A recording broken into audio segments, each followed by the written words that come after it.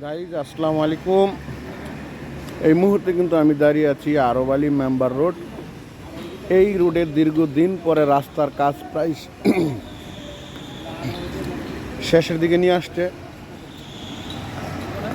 কিন্তু এই যে ঢাকা ডিএনসিসি থেকে যে ম্যানহোলগুলো রাস্তার মধ্যে হয়েছে, এর যে ডাকনাগুলো প্রত্যেকটারই কিন্তু ডাকনা বসানো হয়েছে। এই ডাকনাগুলো নিম্নমানের হওয়ায় অনেকগুলো ঢাকনা ভেঙে পড়ে গিয়েছে। বিশেষ করে এই যে সামনে সিমেন্টের বস্তা দেওয়া যেই ম্যানহোলটি দেখতে পাচ্ছেন রাস্তার মাঝখানে, গত 2 দিন আগে এই ঢাকনা এইটার ভিতরে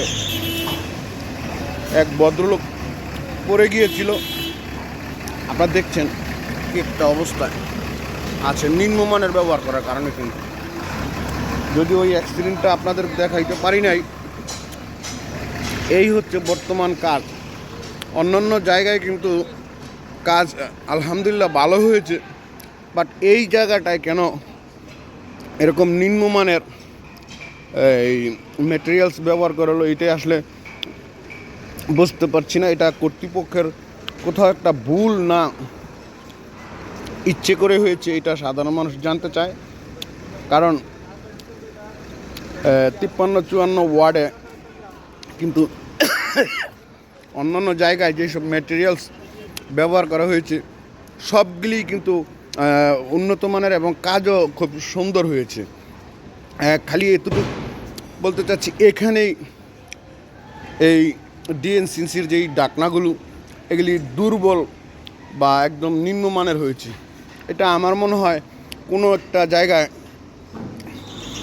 ভুল হয়েছে বা মালগুলো ভুলে চলে আসছে, এরকম হওয়ার কথা না।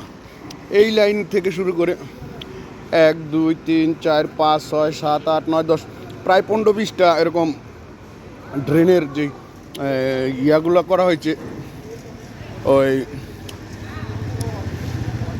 রাস্তার মাঝে যে ড্রেনের মাঝে মাঝে মধ্যেই যেই ঢালাই দিয়ে যেই ইয়াগুলো করা হয়েছে, ম্যানহোলের যে টাকনাগুলো লাগানো হয়েছে, এগুলো মোটামুটি সবগুলোই কিন্তু ভেঙে গেছে। তার মানে বোঝাই যায় এটা অতীব নিম্নমানের জিনিস কিন্তু ব্যবহার করা হয়েছে। ঠিক এই ডাকনাটাকেই কিন্তু একটি লোক খুব ভয়াবহভাবে পড়ে গিয়েছে। একটু তার ভাগ্য ভালো থাকার কারণে কিন্তু সে কিন্তু এখনও বেঁচে আছে। ধন্যবাদ, ভালো থাকবেন, আসসালামু আলাইকুম। এই হলো কি অবস্থা।